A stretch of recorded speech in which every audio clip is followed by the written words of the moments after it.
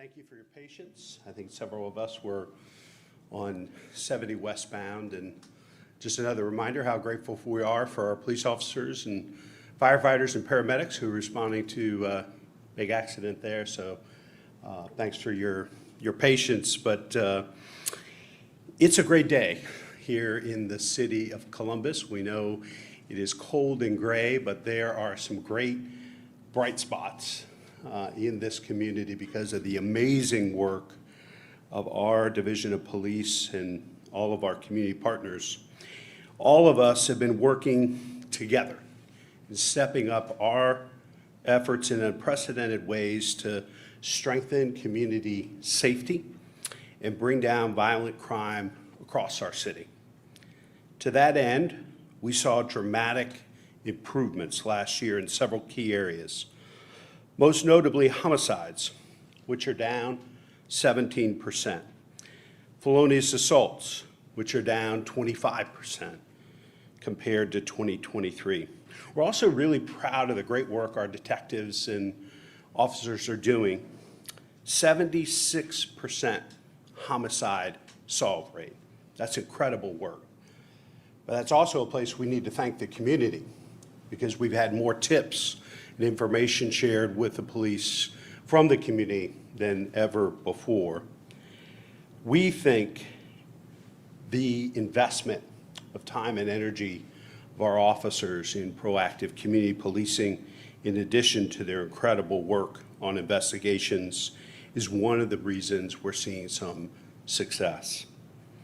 These crime tips are now coming in at historic levels, and as you can see, they're making a positive difference in the lives of our neighbors.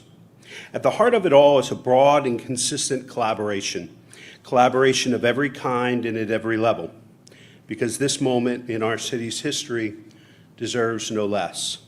Whether it's connecting with our neighbors to engage in candid and constructive dialogue, or enlisting the resources and expertise of determined community partners and law enforcement agencies spanning our city, state, and region. Columbus is proving the possibility and the merits of a 21st century community policing model. This work is rooted in our comprehensive neighborhood safety strategy, which encompasses prevention, intervention, and enforcement to disrupt the cycle of violence and to hold violent criminals accountable. You'll hear more about some of those efforts in just a few moments.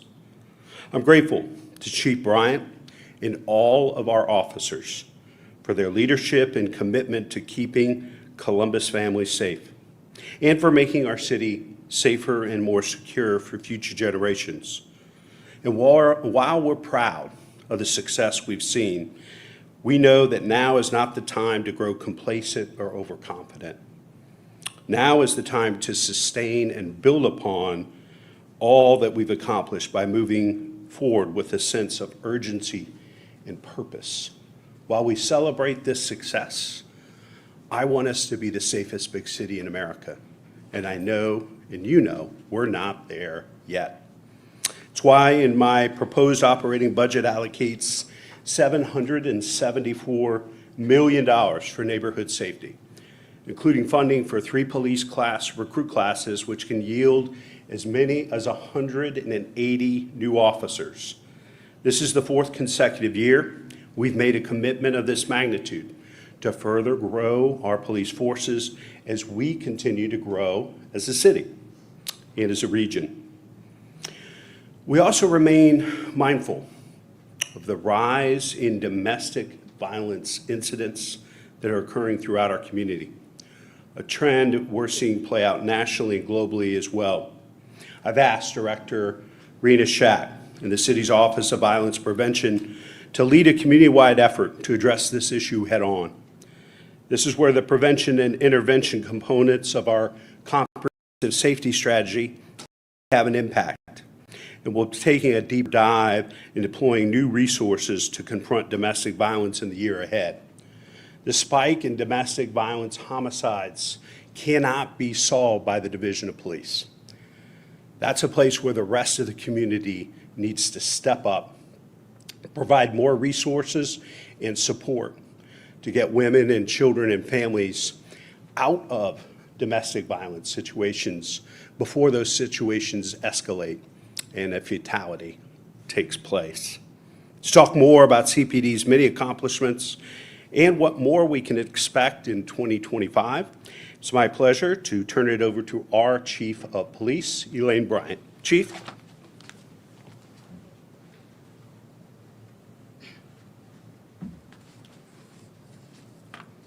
Good afternoon. Thank you, Mayor Ginther, Director Pashadi, for all your support this year. Thank you to all the men and women, sworn and civilian, of the Division of Police. It's your hard work and commitment that was able to get us where we are today. And thank you to our community for your support and collaboration. Because of these collaborations, we've seen significant strides in reduction in crime, as well as increased community engagement and relationships.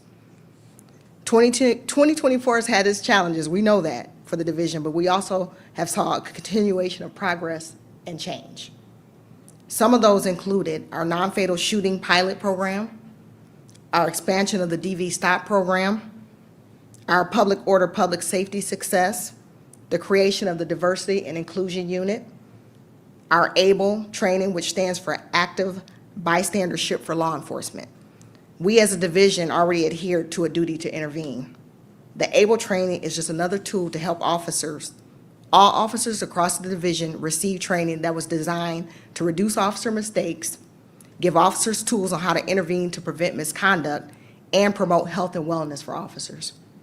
We saw a reduction in homicides, just as the mayor spoke about, a reduction in overall felonious assaults. We took over 3,000 firearms off the streets of Columbus in 2024, including Glock switches and ghost guns.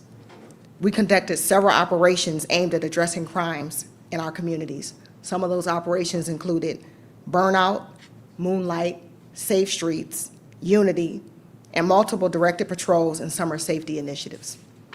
We've had some significant success with our CGIC unit, which is a Crime Gun Intelligence Center, our gang enforcement efforts, our mini real-time crime center, and our recruiting efforts of both sworn and civilian personnel. In a moment, you will hear from the Assistant Chiefs in more detail about these initiatives and our crime stats. Assistant Chief Bacher oversees our patrol and criminal investigations.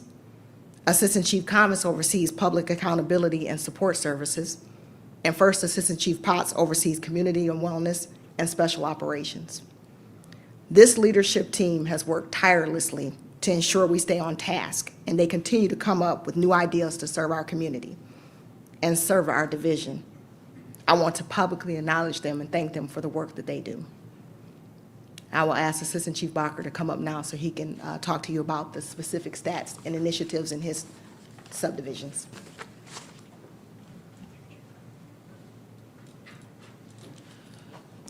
Good afternoon, everyone. My name is Greg Bodker, Assistant Chief over the Operations Branch. Over the next 12 slides, what you will see is some detail and some high-level descriptions of crime statistics in the city for 2024. I'll start by letting you know that I oversee the Operations Branch, which includes the Criminal Investigation Subdivision, which is led by Deputy Chief Smith Weir, and the Patrol Subdivision. One change in 24 from 23 is that Patrol is now one subdivision instead of two. That is overseen by Deputy Chief Kelly Weiner.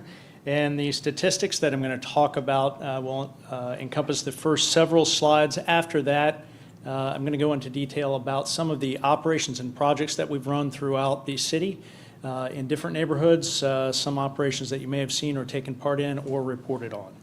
And so we'll start with the first slide with our homicides from 2024. On some of these slides, I'll go into detail and I will talk about what's on the slide. On some of them, I'll let you take in the numbers that you see, and I will add some context and information related to the specific slide. As the mayor talked about and the chief talked about, we saw a decline in homicides in the city of Columbus in 2024. 124 homicides, down from 23 and down from 2022. One thing that you will see on there that might jump out is in 2024, there were 23 homicides that were related to domestic violence. Although the number is down, that percentage is up from 2023. About 18.5% of our homicides in 2024 were domestic violence related. One thing that you will also see fall slightly in 2024 is gunshots related to homicides. So of our homicides, 83% of our victims were shot, and 83%. Down 1.5% from 23 and down about 6% from 2022. If you take a look at ages of our victims and suspects that have been identified in our homicide investigations, in 2024, homicide victims under the age of 21 were 31.4%, and suspects, people who allegedly committed those homicides under the age of 21 last year, were 50.8%. What you won't see up there is some of our solve percentages. That was referenced by Mayor Ginther and Chief Bryant. And so as I go through these statistics, there's two factors that you will see in common. One is a decrease in reported crimes in our city, and two is an increase in solvability, largely due to the work being done in patrol and in our detective bureau.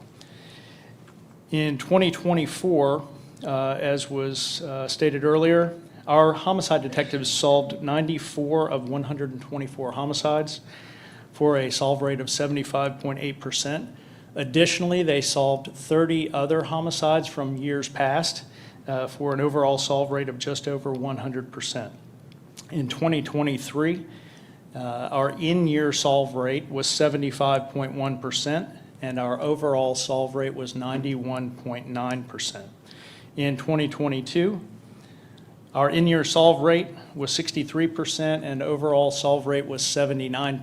2022 is a key year because we reorganized how we investigate and how we staff our homicide bureau with 6 homicide teams that respond on a rotating basis now.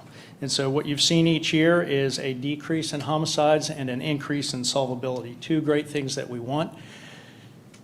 Also, so you're aware, we keep our finger on the pulse of not just Columbus, but we look around major cities throughout the United States, and Columbus has one of the highest solve rates in homicide, and we have declined. Of the major cities, if you take a look at real-time crime index, homicide has fallen, however, not to the extent in most cities that it has fallen in Columbus. And we can move on to the next slide.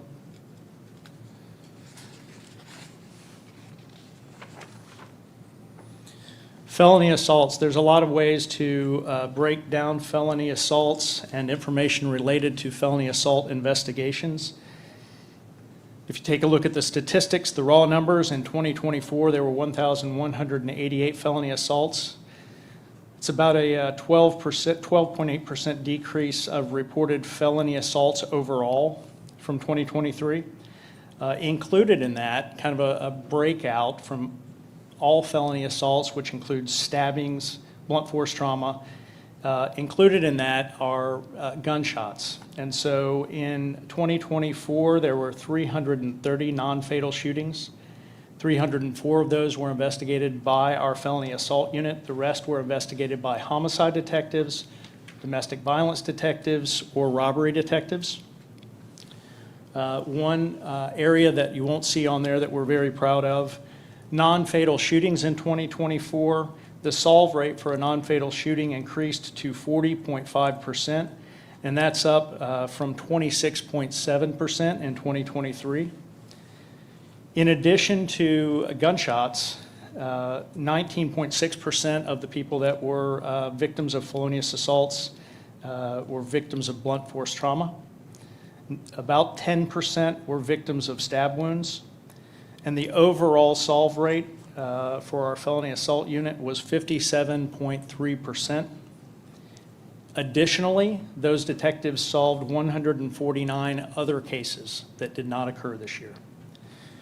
That's compared to 47.5% solve rate in 2023, and 28.9% solve rate in 2022.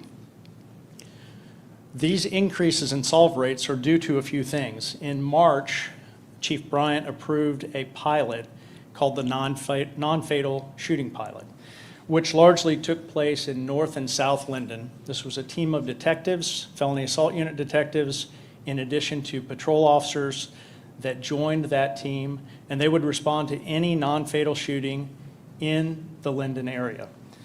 That team is still operational today, and to date, they have solved 62% of the cases that they have been assigned just in the Linden area. So a smaller geographic area, but they've solved 62% of those cases. In addition to that, those detectives, that team has solved 53 other non-fatal shootings that occurred in Linden in years past. And so they're removing some bad people from the street. Shift over real quickly to Accident Investigation Unit, which you won't see up there, but these are also professional investigators that investigate deaths and serious injuries and accidents. And to give you some context, in 2024, they investigated 154 major traffic accidents that resulted in serious injuries or fatalities. That's also down from 195 major crashes that were investigated in 2023. And if we switch over to felony domestic violence. Domestic violence, very important. Obviously, as I talked about on the first slide, 23 of our homicides are domestic violence related.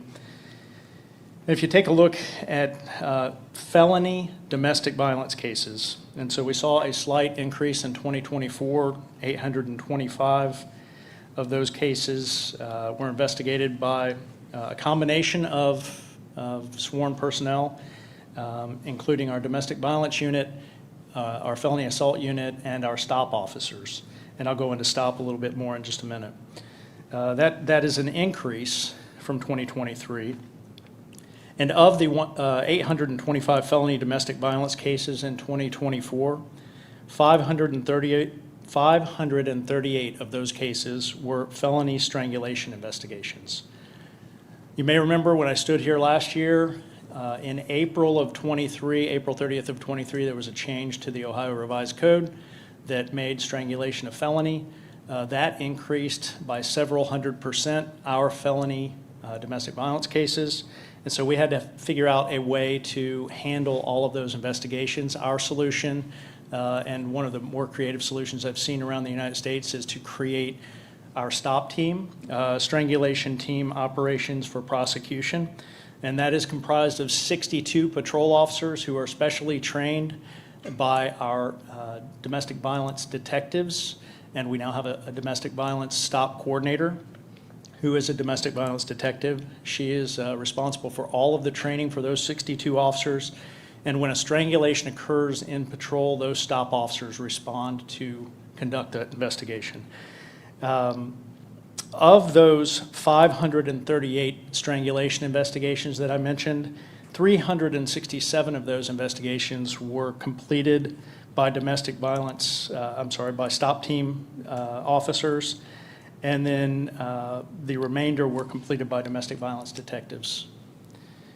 In 2023, to give you some context, there were 707 felony domestic violence cases. And so you might ask yourself, what are we doing to try and impact domestic violence? We are working with our community diligently to try and impact domestic violence. We were very optimistic going into 2024, and as we moved through 2024, there were some really heart-wrenching cases that we may all remember, both from February and June, where parents or foster parents committed murder. And then there were other cases that we saw, which were murder-suicides that involved children, that really impacted detectives and patrol officers and the entire community. However, we have a pilot that is ongoing on this zone, Zone 3, which is the west side of the city, which when we started the pilot had the highest number of domestic violence calls in the city. We were working collaboratively with our partners at Nationwide Children's Center for Family Safety and Healing, and in real time, when a patrol officer responds to a domestic violence call, they will contact a domestic violence advocate. 232 times in 2024, those advocates responded to the scene and worked with victims, survivors of domestic violence. Only 7 times in all of those responses did our victims or survivors say, I don't need help.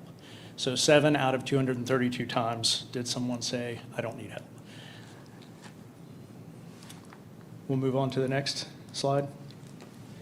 Firearms seized, briefly mentioned earlier, slight drop in our firearms seized in 2024, 3,248 down from 3,693 and down slightly from 2022. Glock switches, which you may remember are the small plastic, sometimes 3D printed device that makes a semi-automatic handgun fully automatic.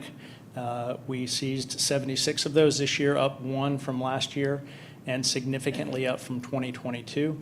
That's probably a combination of reasons. 1, we're probably counting those better, and 2, officers on the street are seeing more of those. And then ghost guns, a slight decrease in 2024 down to 35 from 43 the year before. Next slide, please.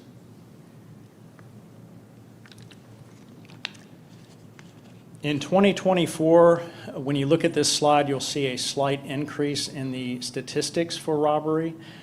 However, there was a shift in calculation from 23 to 24. So if you look at 2023, that is the number of cases. And if you look at 2024, that is the number of individuals.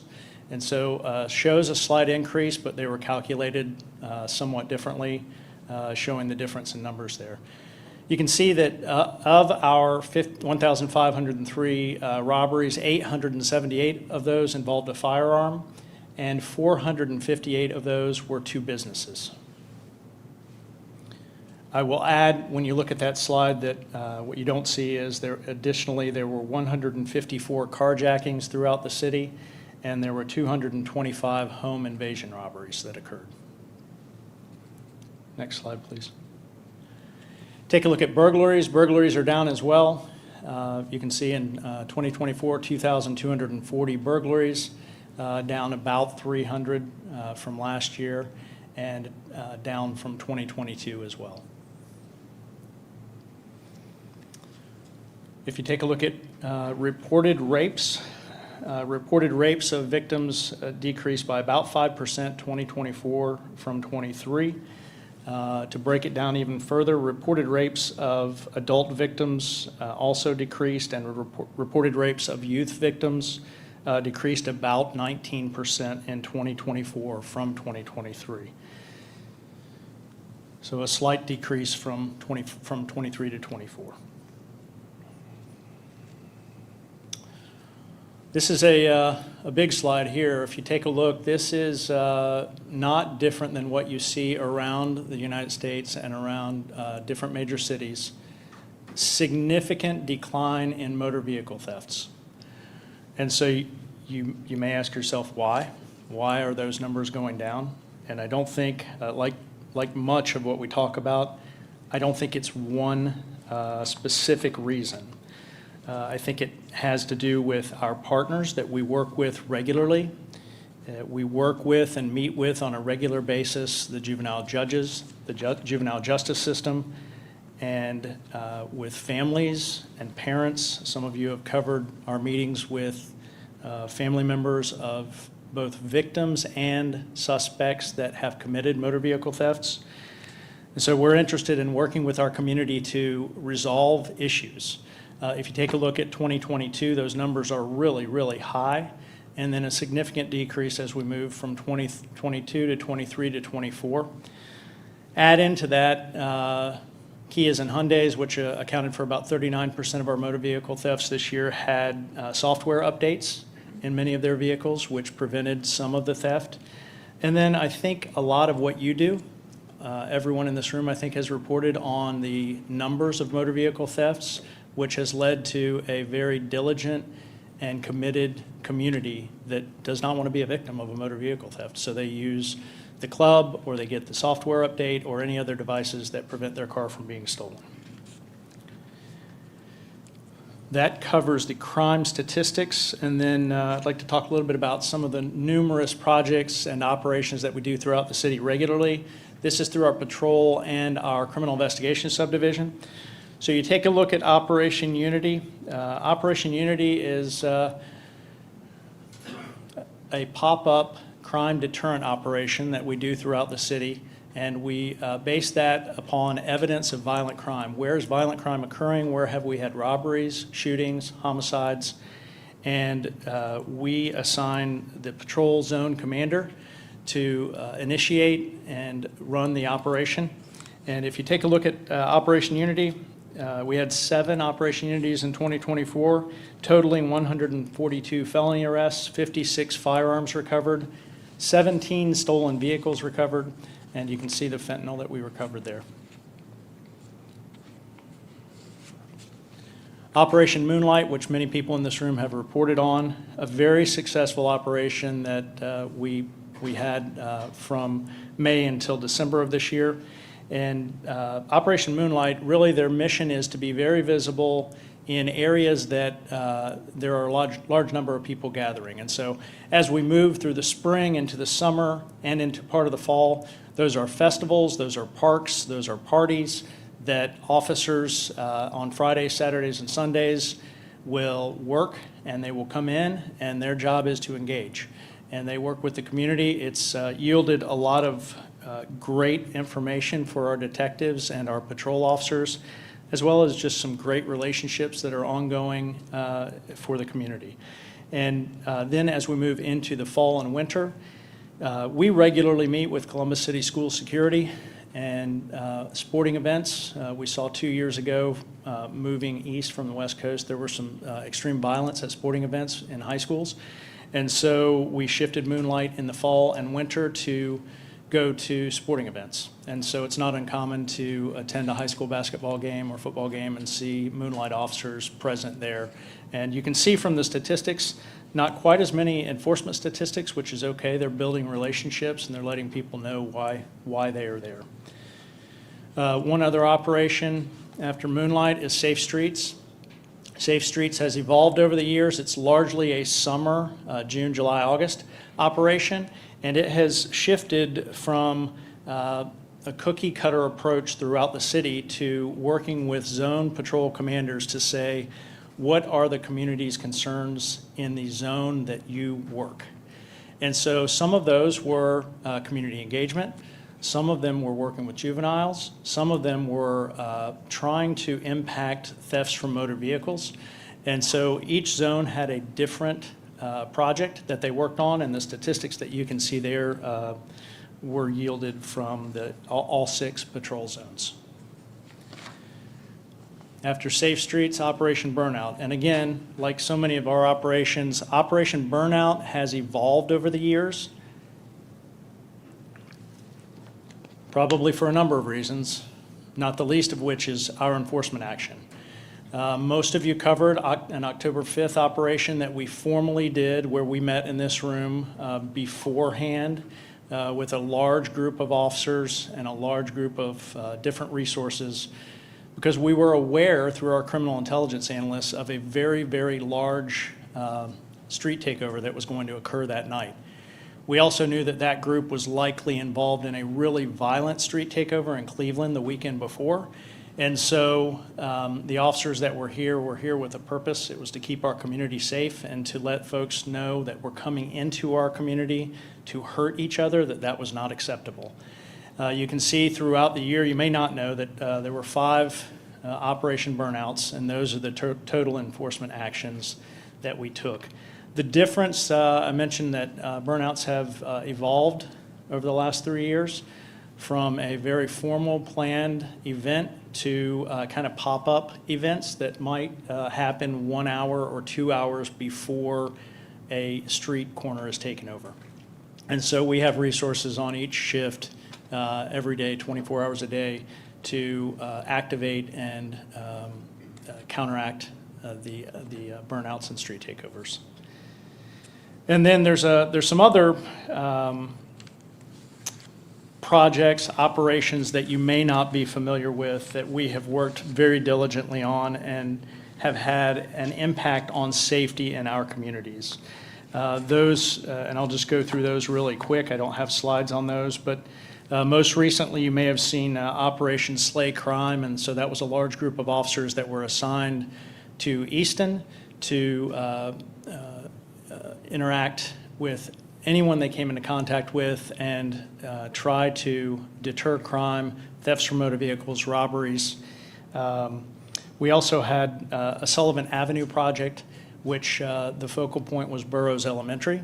And the statistics and evidence said that the amount of crime around Burroughs Elementary was unacceptable. And the officers on the hilltop, the commander on Zone 3, led that project. That occurred in September and October. And then throughout the year, we had an active group of directed patrol officers, the Wedgwood enforcement team, that their mission was to make the Wedgwood community safe for everyone in the Wedgwood community. And I think they accomplished that mission. In addition to that, we have directed patrols every day on every zone throughout the city.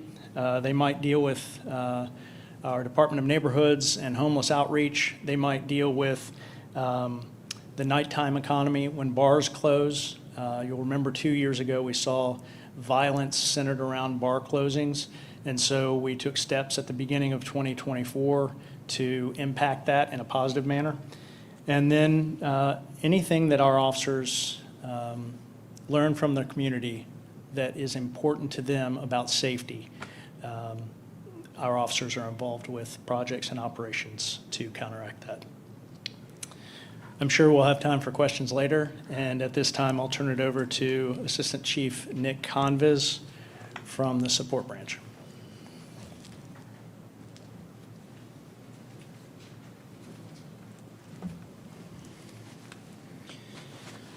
Good afternoon. I'm Assistant Chief Nick Conviz, and I oversee our support branch, which entails our public accountability subdivision, overseen by Deputy Chief Mark Denner, and then our support subdivision, which is overseen by Deputy Chief Tim Myers.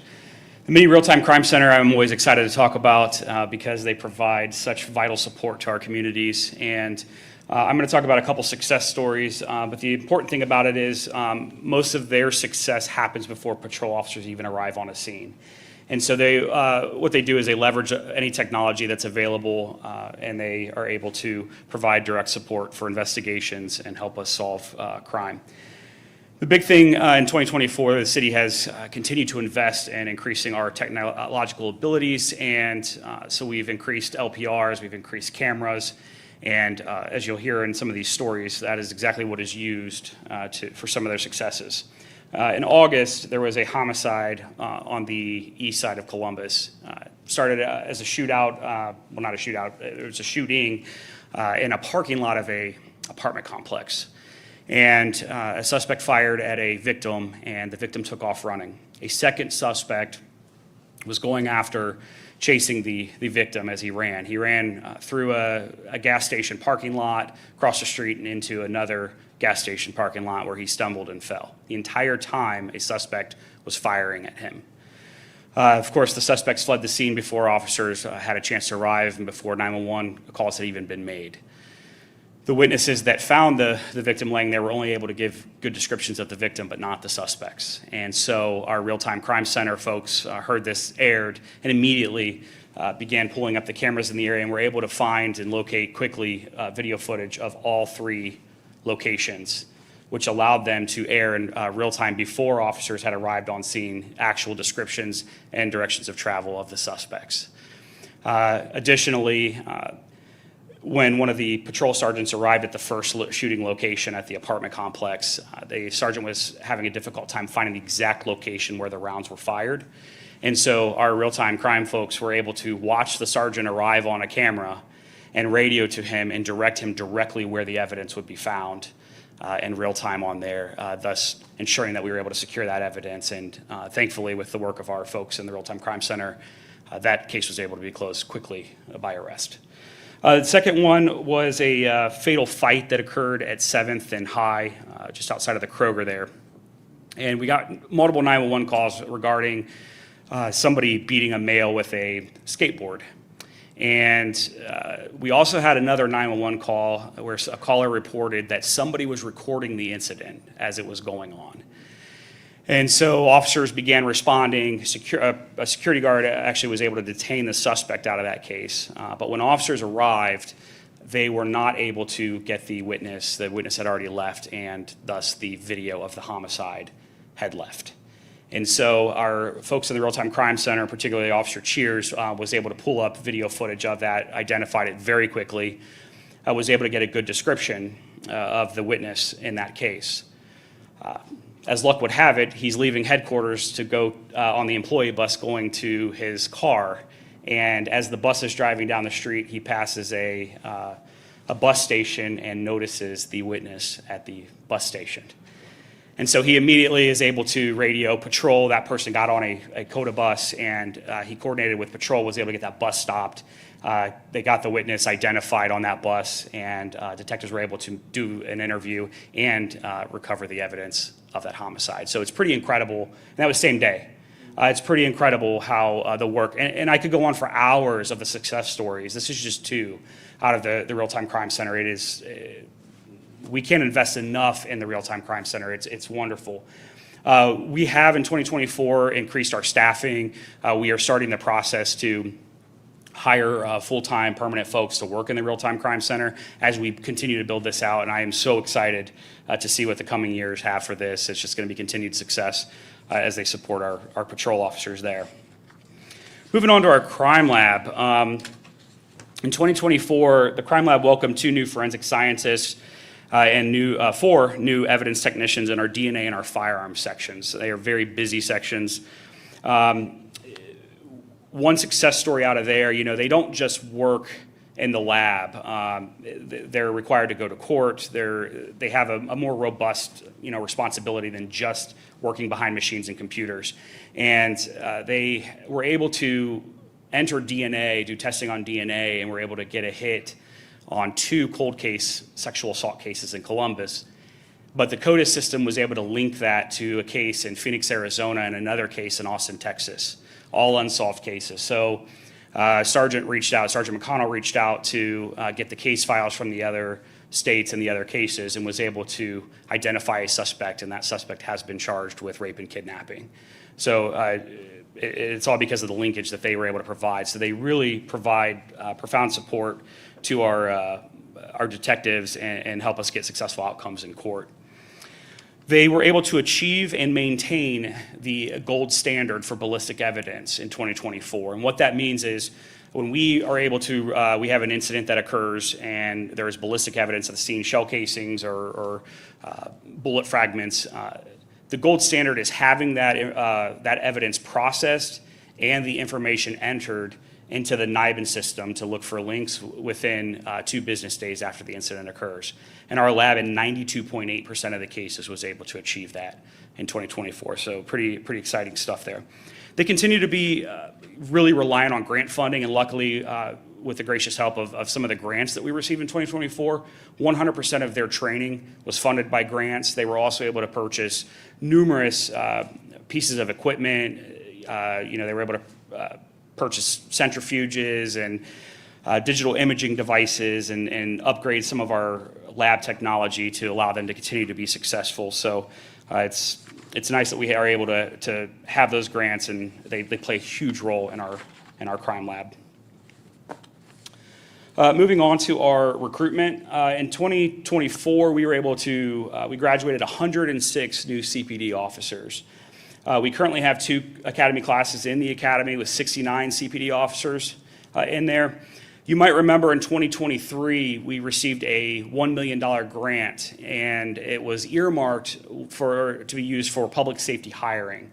And so through that grant in 2024, we were able to retain the services of All-Star Talent. And what they did was they came in and they did a comprehensive review of our hiring. They looked at every step of the process of where we get candidates, the recruitment process, but then also our testing process and the whole hiring process up through a final offer of employment being given. And what they were able to do is they were able to shed some light and make some very actionable recommendations on how we could streamline the process, keep candidates engaged, and do precision recruiting. Also, thanks to that grant we were awarded, we were able to bring in performance protocol. And what they did was they did advanced recruitment boot camps. They were able to train everybody on our training staff, very dynamic training. And I have no doubt that moving forward that training that everyone received was going to pay dividends as we continue to recruit in the coming years there. So with that, I will turn it over to First Assistant Chief LaShawna Potts.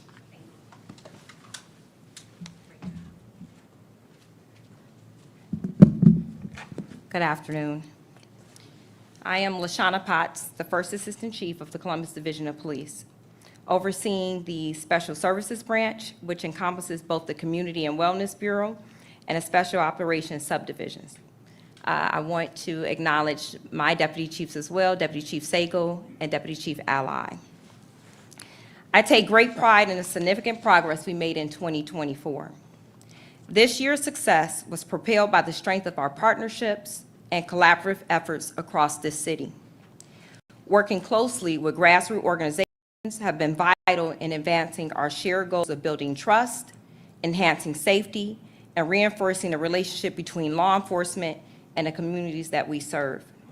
Together, we made meaningful strides towards fostering a safer, more connected Columbus. Our commitment to engage with the next generation remains steadfast. We expanded our summer youth program through our TAPS program and broadened our presence in Columbus City schools via our PSC program. Our bold, proactive approach to reducing violent crime took shape through our 3-year initiative, Operation Under Triple Digits, in partnership with Mothers of Murdered Columbus Children, where we share critical data with our community partners to amplify their efforts. We maintain an unwavering focus on dismantling drug rings, reducing gang violence, and addressing group violence. At the same time, we remain dedicated to improving the quality of life, from addressing abandoned cars, to drug houses, to late-night establishments, and assisting our unsheltered population. With these efforts, we sent a clear message that we are committed to creating lasting, positive change. Additionally, our ongoing collaboration with the Columbus Violence Reduction Initiative has proven invaluable. Through conducting custom notifications and co-hosting call-in sessions, we targeted the small percentage of individuals responsible for driving crime in our city. This partnership has allowed us to identify and address the root causes of violence, prioritize intervention efforts, and implement solutions that deliver enduring positive outcomes. We also worked intentionally to deepen our community engagement, making our presence known through events across this city. Every action and interaction was centered on one core message: we are in this together, and we are committed to building a stronger, safer Columbus for all. Now I'll go to the slides. I'm very grateful to be able to work in partnership with not only CPD, the ATF, the Ohio State Police, the Franklin County Sheriff's Office, and Franklin County Prosecutor's Office. As of December of 2024, 222 firearms were seized and 1,045 casings have been entered into NIBIN to complete the full year of 2024. This has allowed us to really go after those targeted individuals who perpetuate violence in the city of Columbus. Next slide. Organized Crime Bureau. This is just a snapshot, and I'll go into the different units that make up this bureau. But in 2024, we confiscated in total street value over $50 million of narcotics recovered.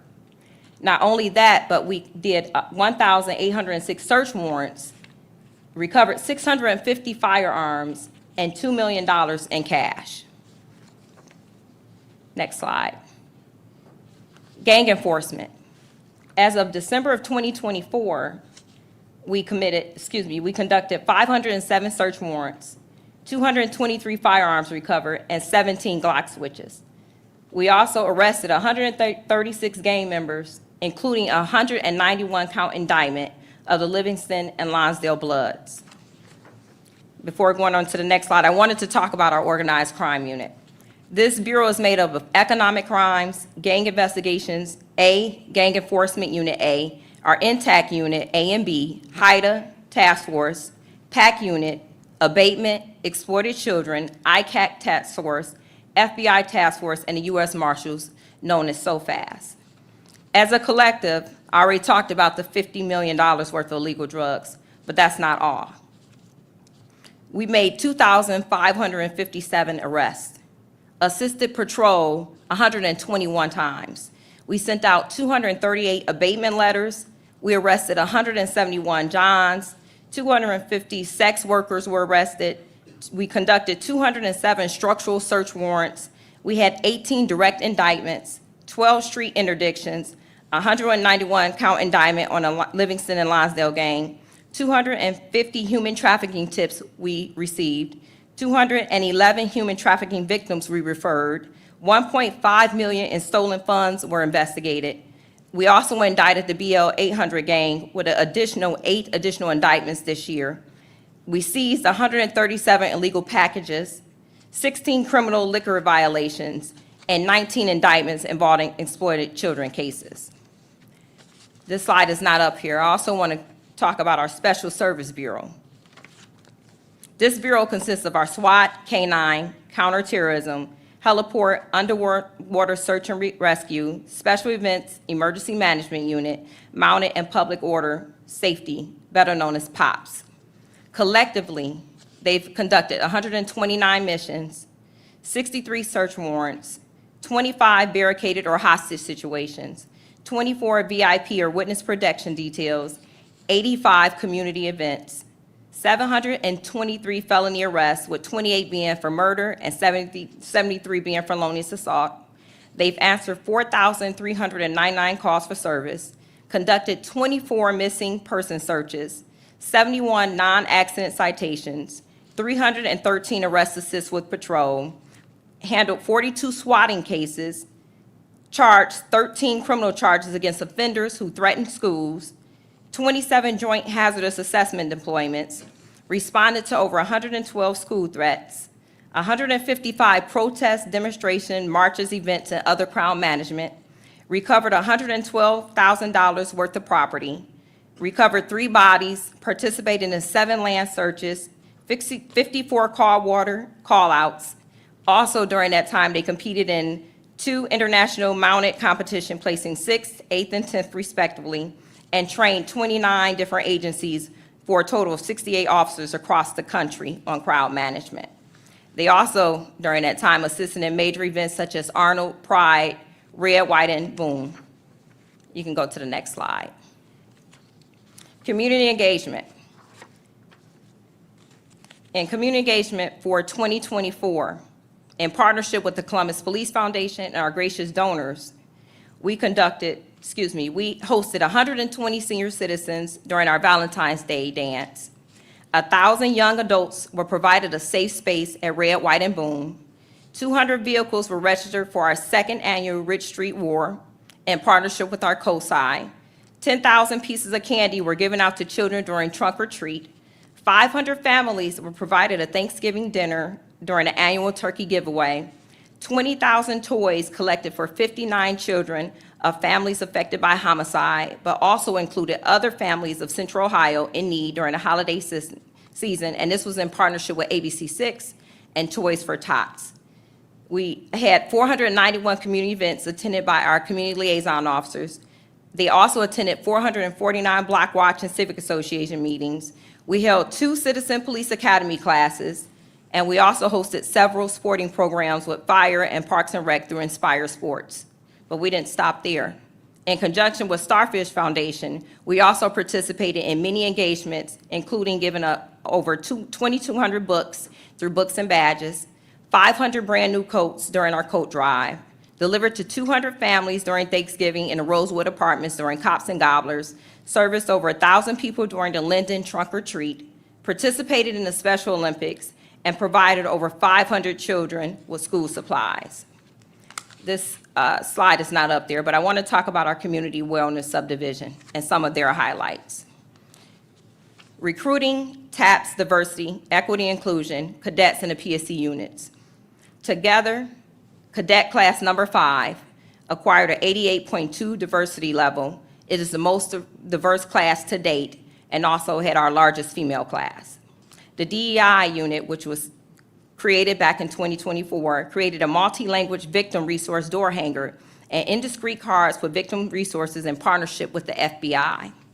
We also partnered with Zone 1, Lieutenant Sweeney, to design assistant placards to help new Americans to be displayed in bathrooms in Easton.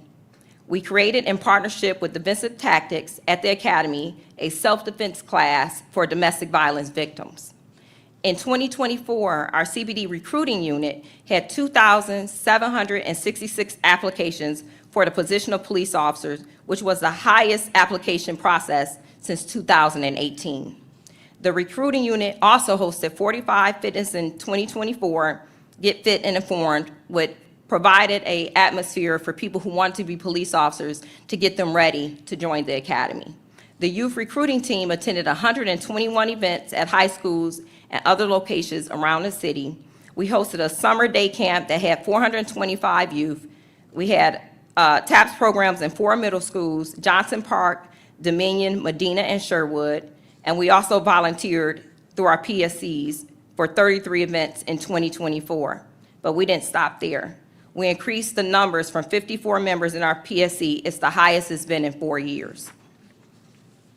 And last but not least, our Community and Wellness Bureau for our motorcycle and freeway. We don't just do community engagement and enforcement. We also look for violators in traffic. We issued 14,322 citations. We made 354 arrests. We assisted patrol 378 times, but in that time, we also answered 2,685 311 complaints.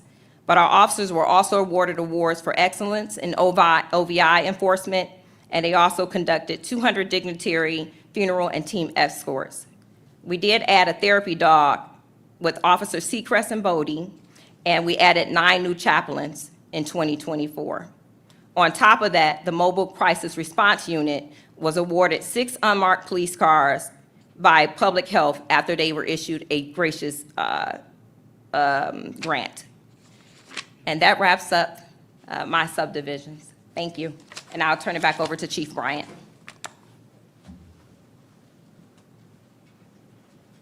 I know that's a lot of information we're throwing at you, a lot of information. We have so many community partners that work with us daily, and we wouldn't be able to do half the work that we do without them. So we have a few of them that are here with us today that are going to speak and share a few words about our partnerships. And I'm going to present them in the order in which they are going to speak, so if you could just come up in that order. Pastor Michael Young, he's representing the Chiefs Advisory Panel as well as the faith-based group, community group. Melissa Thomas St. Clair from Mothers of Murdered Columbus Children.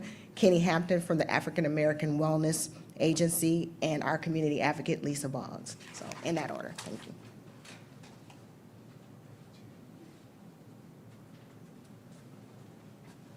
Good afternoon. As Chief Bryant introduced me, my name is Michael Young.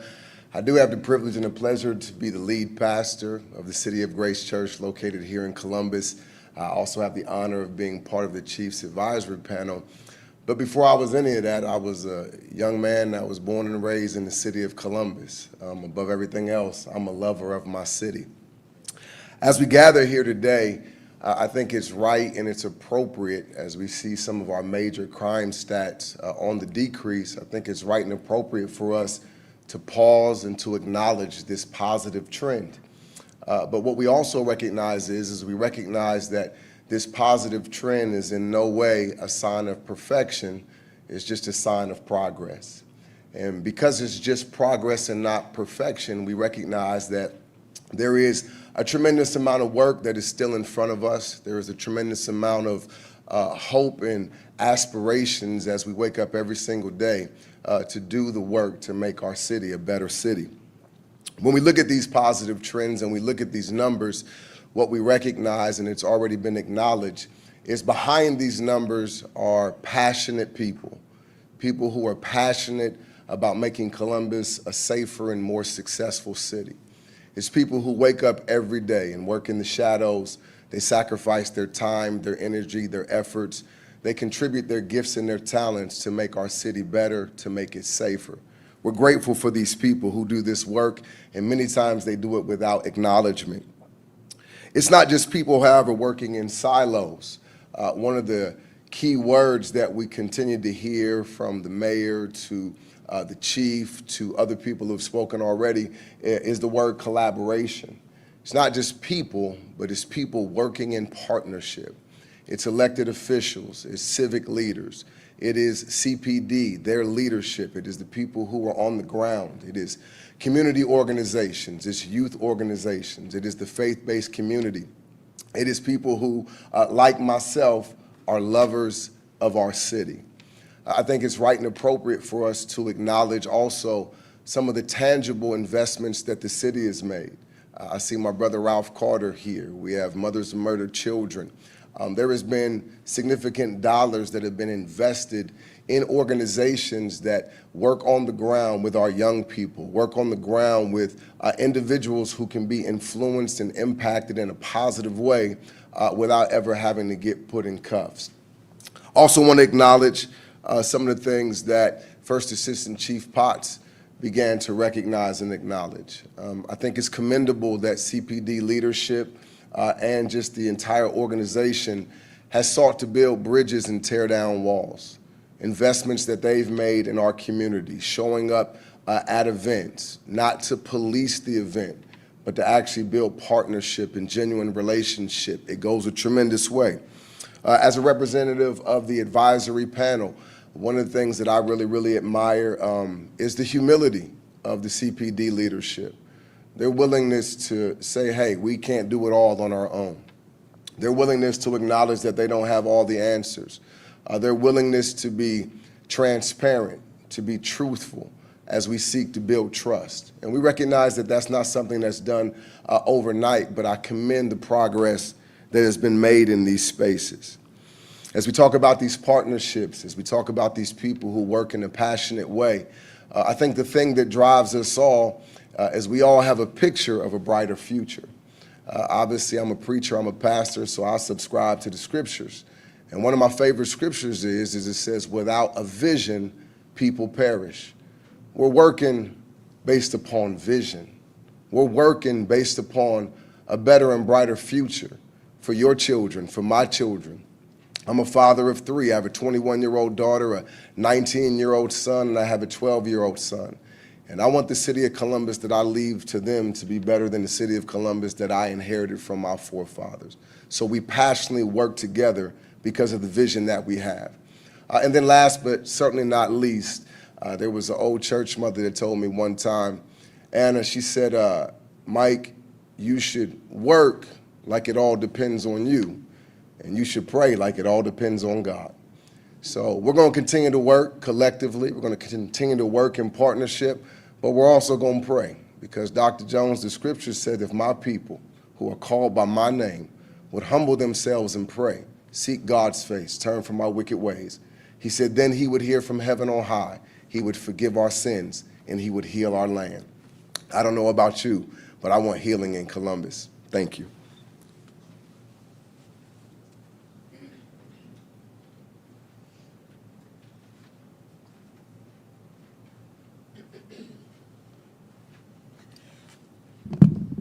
Good afternoon. I'm Melissa Thomas St. Clair, founder of Mothers of Murdered Columbus Children.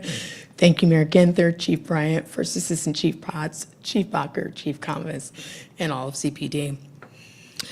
Mothers of Murdered Columbus Children celebrates the collective achievements of 2024 in the ongoing fight to reduce violent crime, provide intervention services, and support families impacted by tragedy in Columbus, Ohio. With a steadfast commitment to our mission, MOMCC continues to stand as a beacon of hope and advocacy for a safer city. On November 13, 2023, through a live that I was hosting with our Columbus community, Operation Under Triple Digits was born. The first agency to jump on board saying yes to this operation was the Columbus Division of Police. Central to our 2024 efforts was Operation Under Triple Digits, a bold and data-driven initiative aimed at keeping annual homicides under 100.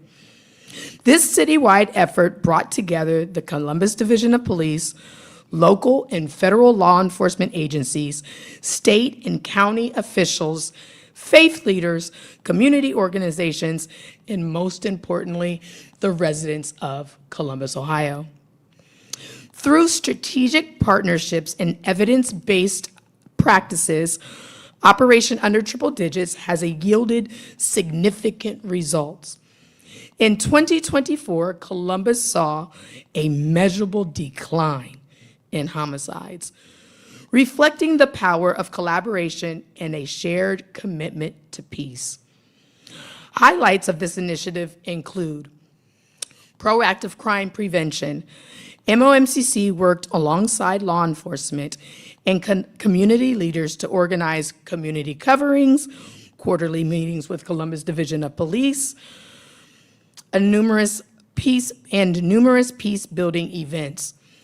MOMCC hosted a historic march alongside CPD, Apostle Nikki Hampton, lead pastor of Fresh Start Worship Center, Pastor Joe Graves, lead pastor of City View Church, other faith leaders, city agencies, Ralph Carter with We Are Linden, other community organizations, and dozens of mothers impacted by tragic murder.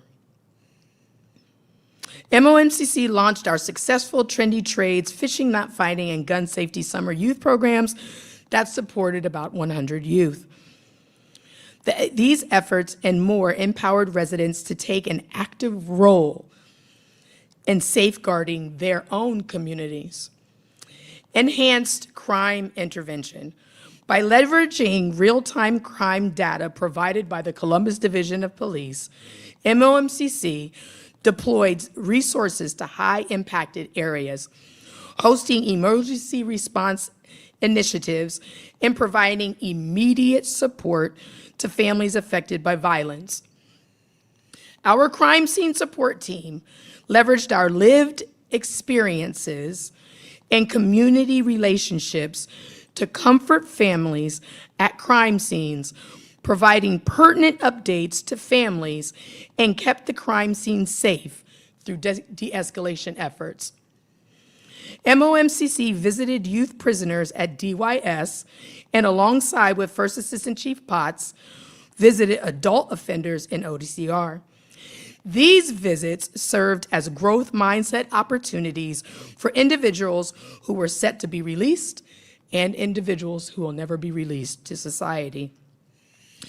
We were able to push the message of Operation Under Triple Digits inside of prison systems and leverage our relationships on how they can serve the communities from inside prison walls.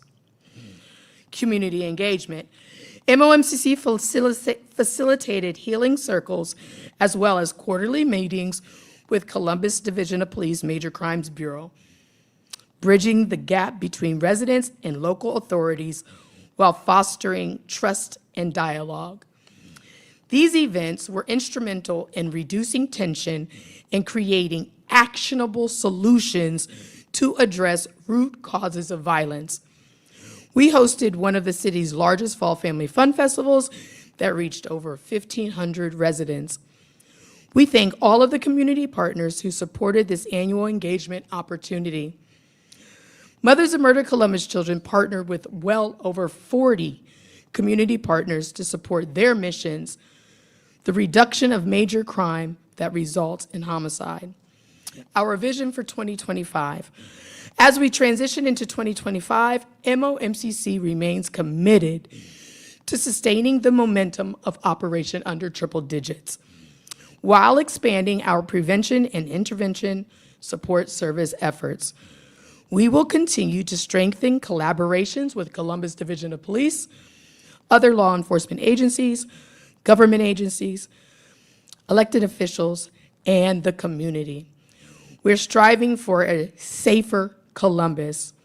We want to thank Mayor Ginther, Columbus City Council, County Commissioner Erica Crawley, and all of our private donors for their sustained support in our efforts in reducing and putting our pain to purpose. We want to give a very special shout out to all of the divisions within the Columbus Division of Police. Each of you are the hub to all of our efforts in the city's safety. We want to thank you for being accessible, and we want to thank you for humanizing your lives and becoming our family. MOMCC will have a laser focus on these 3 areas: domestic violence that results in homicides. We recently appointed Ronette Harrison as our Director of Domestic Violence Intervention to work closely with CPD and organizations that specialize in DV. We want to focus on crime against known individuals, and we're going to tackle that through community engagement and, of course, our youth. Through continued youth programming with the support of city funding through our mayor's office, private donors, and community support. This year has been a testament to what we can achieve together with shared purpose. Every life saved and every family supported reminds us of why we do this work. We've lost our children, but through that pain, we can save you from losing yours. Mothers of Murdered Columbus Children are mothers on a mission. And our fight for safe streets will not waver because it's off the blood of our lost children. Mothers of Murdered Columbus Children thanks our partners, support, and entire Columbus community for standing with us in 2024. And we say together, let's keep each other alive in 2025. Thank you.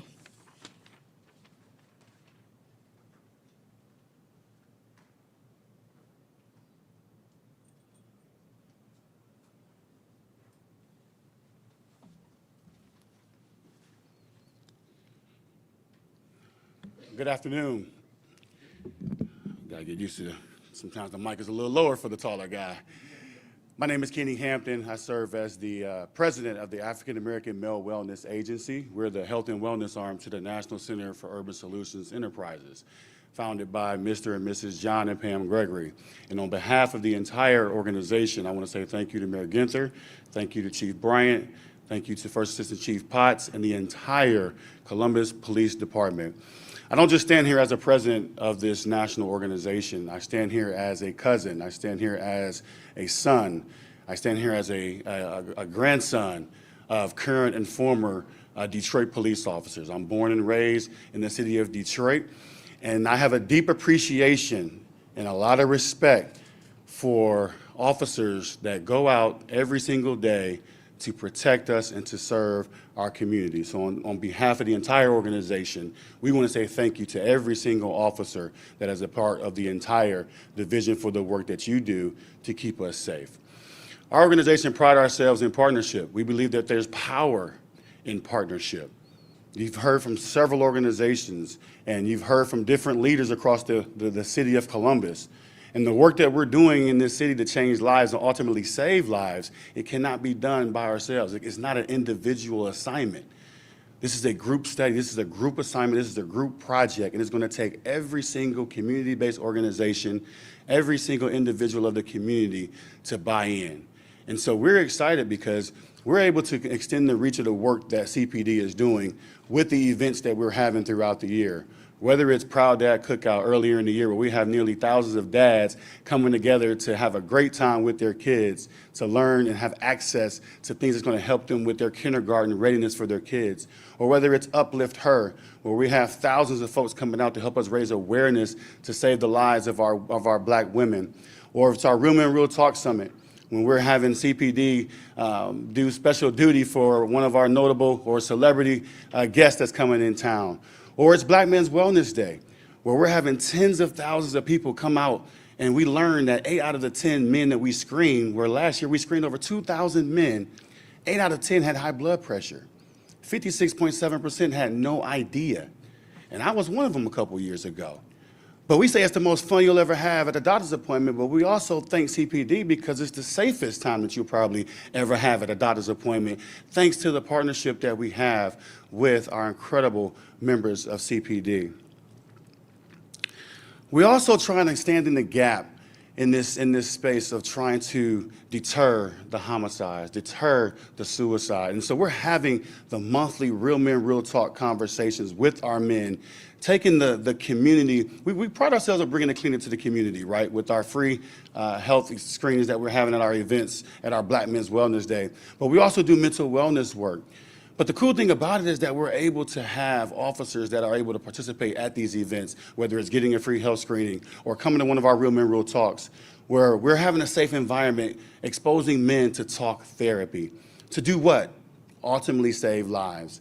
And so as we do the work that we're doing throughout the year and what we've done over in 2024, we can't thank CPD enough, because we're excited about what's next, what's to come, because we truly understand that there's so much more that we're going to do in 2025. We expect to see tens of thousands more on the second Saturday of August this year at our Black Men's Wellness Day and at all of our events. But we're excited even more because of the fact that it will be an incredible time, but it'll also be a safe time. And that's because of our partnership that we have with CPD. On behalf of the entire organization, we do have members here representing our organization. Thank you so much for all that you do. But we're excited about this partnership, and there's more to come. Thank you.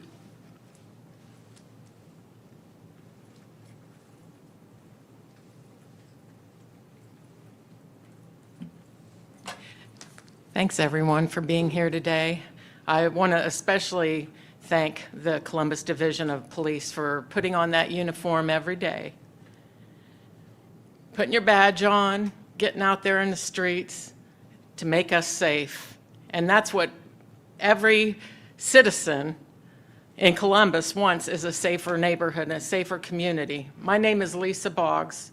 I'm a community advocate, and I've been coordinating our block watch over here on the hilltop near Sullivan Avenue for 28 years. So I've met a lot of the different police officers on the streets, a lot of the chiefs, the Mayor Ginther. I mean, I've met a lot of different people out here trying to make our neighborhood a safer place.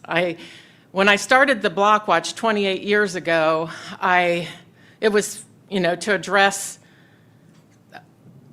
thefts of cars in the neighborhood. That was kind of our main thing. 28 years ago, 3 decades ago, it was mostly, the break-ins and things like that. But I've quickly, meeting with our division of police and talking about the broken window theory, I learned basically that a lot of crime is invited into the neighborhoods because of, the broken window theory and, people not taking care of their community, throwing trash on the ground, blighted houses, things of that nature. So I started organizing cleanups, and I've been doing that for probably 22 to 23 years, out here in these streets also with my bucket, my grabber. I'm picking up litter. I'm picking up things along Sullivan Avenue that you wouldn't believe.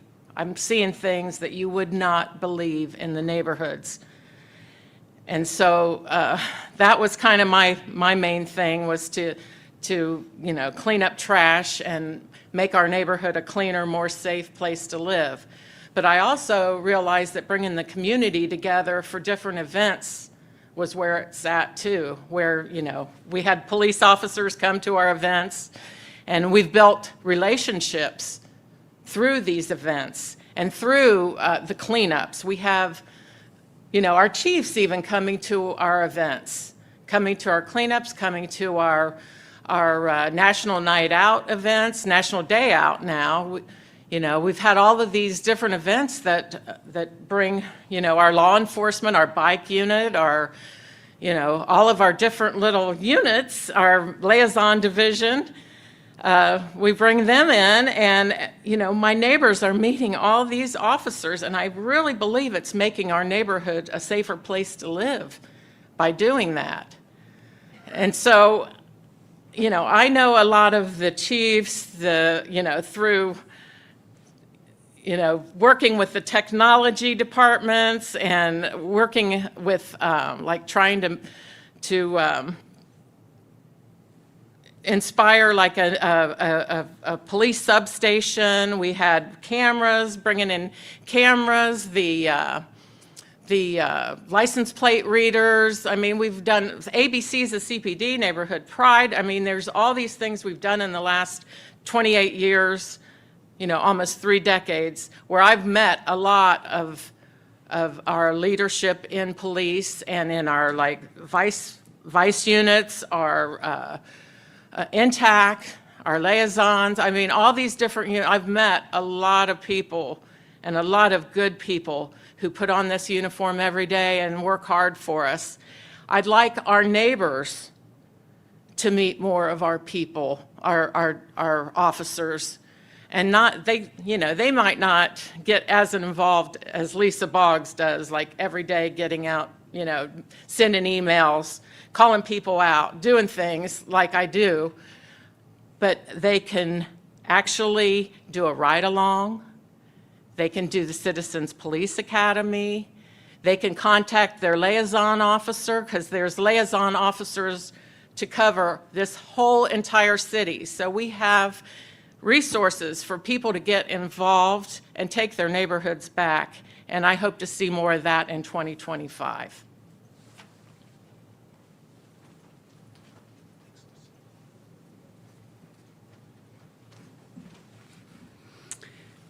Thank you so much, Lisa, and for everyone that's joined us, all of our partners, our great division of police. You heard it over and over again. Our momentum comes down to collaboration, partnership, and a shared determination to build a brighter, safer, and more peaceful future for our city. But this effort extends far beyond those of us gathered here today. It includes all of you, the people of Columbus. So many of you have already stepped up and continue to do so on a regular basis. Thank you for doing your part, for being involved. Each of us has a role to play in our own homes and in our own neighborhoods when it comes to keeping our loved ones safe. Know where your kids are and who they're with. Monitor their social media. Check out their rooms, their backpacks, and those of folks entering your home. Set a curfew and enforce it. Lock up your guns in your home and keep them away from children and those who may be a risk to themselves or others. And continue to come forward with tips and information when police are working diligently to solve a crime. It takes all of us pitching in and doing what we can to make our city safer. And with the passion and support of our vast network of dedicated and proven partners helping to carry us forward, I'm confident we'll continue to achieve meaningful progress together. I know we've had a lot of information and stats and data shared with you. We'd be happy to take your questions. I think what I'd like to do is prioritize questions regarding safety first. If you have questions about snow or the Buckeyes or any of those types of things, we'll ask you to hold on to those until we take some of those safety questions. Yes, Kevin. Hi, Mayor. Can you talk about the domestic violence cases? Is there any insight as to why they're going up and what the city can do to try to drive those numbers down? We had a homicide this morning, domestic violence on Shipton Avenue this morning. Can you address that? Well, I might look to the chief or her team to respond with some more detail. I think we've seen an uptick in domestic violence and domestic homicides since the great pandemic. I think we have seen it across the country. And so this is something the Division of Police cannot solve. And this is why we've invested millions of dollars into our partnership with Choices, the only domestic violence shelter in Central Ohio, to open up more beds for families in crisis to get them out of those domestic violence situations.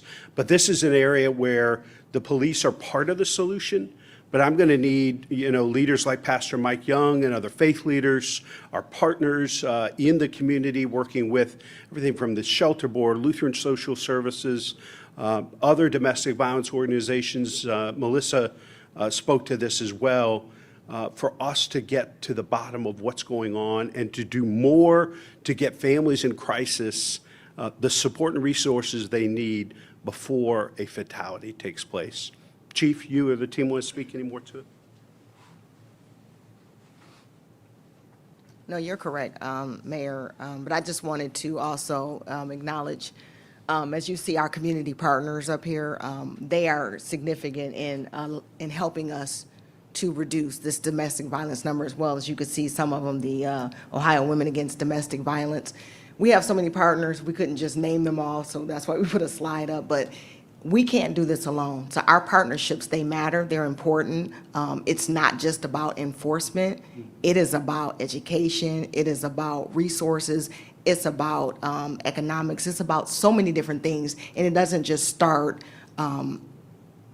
by responding to a run. It's about making sure that families have what they need to be able to sustain. What you did see a lot during the pandemic was a lot of families that were in close quarters, that there weren't enough outlets. People weren't able to go to school, they weren't able to go to work. So unfortunately, like you said, across the country, you saw an increase in domestic violence. So we're working with a lot of our community partners to try to address those concerns and bring that down. So I didn't get a chance. I'd like to thank some of our city partners as well. Office of Violence Prevention, Columbus Violence Reduction, Columbus City Schools, Columbus Fire Department, Columbus Recreation and Parks, Department of Neighborhoods, our city council, and our city attorney's office. We also work with the prosecutor's office and our juvenile court judges, Columbus Police Foundation, the FOP Foundation, as well as our FOP leadership. They are all integral and they're all important in what we do, and we would not be able to do any of this work without them. And Kevin, the only other thing I would add is stay tuned. We've asked Director Rita Shack, who leads our Office of Violence Prevention, to put together a plan in partnership with, all elements, as we talked about prevention, intervention, enforcement. But Director Shack will be leading the way, and we hope to have a plan here in the next couple of months for us to act on. Yes? Homicides involving those under the age of 21, juveniles, they were pretty consistent numbers this year compared to last year. So what more can be done so we can see a dramatic drop in that area like we did with motor vehicle thefts and homicides? We're working closely with, like we said, the juvenile judges, and we're doing a lot of work with the Columbus City Schools. So we're hoping to, you're seeing a slight decrease, and we're hoping to decrease that even more. But it's going to take time, and it's going to take a lot of work through the collaboration and efforts that we're doing. But we are working towards that goal, and we've had some pretty successful meetings with our juvenile court judges, as well as the Columbus City Schools. You mentioned you're going to add 180 new police officers. Is that actually going to add more officers to the street, or does that simply fill in those who have retired or so on? So is that actually going to add officers to the street? Is that just simply supplement what's already there? So what we are seeing is a decrease in our attrition, which means that we're not seeing as many officers leave as we have in the past years. So as we add officers to our force, we are seeing an increase in our officer numbers. But as you know, officers are going to retire, so that number will fluctuate. But we have seen a slowdown in the number of officers that are retiring. So we have seen an increase. I think, Kevin, though, it reinforces, to the chief's point, we have to continue to invest in the number of classes that we have been over the last couple of years. We've invested in more police classes than ever before in the city's history, and we're going to have to continue to do that, because you're right, we have separations, we have retirements every year, but based on what we're funding, and as Assistant Chief Convis talked about the number of folks that actually went through the academy, we're making progress. We're just going to have to stay at this for a number of years to get to where we want to be, because our city continues to grow. So we need more officers. We also need to invest in prevention and intervention, but we have to continue to invest in enforcement as well. I believe it was Assistant Chief Potts who said that the Mobile Crisis Response Unit was just awarded through grants some unmarked cars. Has the number of calls that they're responding to gone up? Are you able to give any statistics on how often they're going out and the work that they are doing? Any updates on their team? Do you have specific numbers? So, you're right, we don't have those specific numbers, but we can get them to you. The teams that you put together for homicide, you're starting to see a difference. Do you plan to do that with any other units to see if that will work in those areas as well? So as Assistant Chief Bacher talked about the non-fatal shooting pilot, we've seen great success in the pilot program that we've done in Zone 6. So our intention is to work in collaboration with the FOP to try to create non-fatal shooting teams for each zone.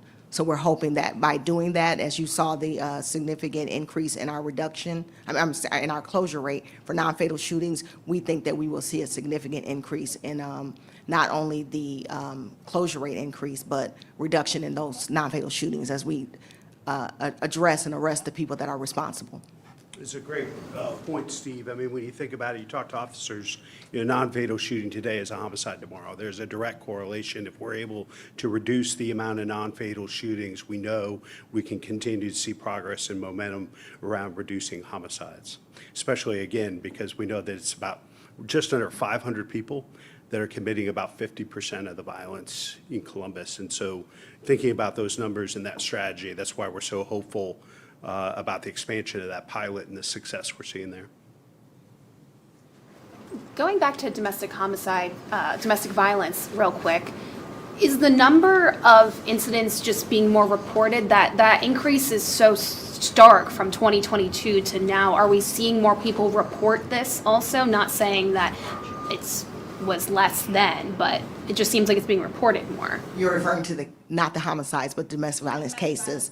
So as Assistant Chief Bacher spoke, the law changed. And so when that law changed and it became a felony for strangulation, obviously that number significantly increased because of that. So we did see a significant increase in that number based on the change in the law. And you had mentioned you've spoken with the Office of Violence Prevention to begin some kind of program. Can you elaborate? What are they planning to do? What are the preliminary discussions on that? We've charged them with helping us develop a plan that we can implement because, clearly, it is not just 1 year. We've seen now 2 years of a dramatic increase of domestic violence-related homicides, and we collectively as a community need to do something about it. And we can't simply expect the Division of Police to solve that. That's a community problem. That's a crisis that we need to deal with collectively as a community. And so when that plan's developed, we'll certainly share it with you. But it's going to require resources, external partners. I mean, there's so many folks that work in the space of domestic violence in the community that we're going to need their help. And we're going to be drawing upon them to put together a good plan that's going to make a difference. Is there a plan to add more security cameras in the city? What is that plan? Well, I think, we heard a little bit about the Mini Real-Time Crime Center. I know that the chief and her team are working very closely with folks in downtown Columbus. Both of those efforts are part of our larger scale effort to put in place a real-time crime center, the old Carolyn Avenue site, in the coming years. And so grateful to the voters that they've continued to support bond issues that will allow us to invest in a 21st century real-time crime center that I think, just based on what we heard of today from Assistant Chief Combs and otherwise, really put our officers on offense in a way that we never have been before. So you're going to see a significant increase in the amount of cameras, but I think probably even more powerful is connecting the different camera systems and having the private sector work with the public sector to really draw upon that and use that information to give better information real time to our officers on the street. Speak to. Oh, no, yep. Just like the mayor said, we are always looking to leverage technology. So I know that there is a plan to increase some cameras. So we are definitely going to be looking forward to that. Our Mini Real-Time Crime Center has access to a lot of cameras now, and there are a lot of businesses that are allowing us to access the cameras that they already have in place as well, which has been beneficial and helpful to a lot of our officers.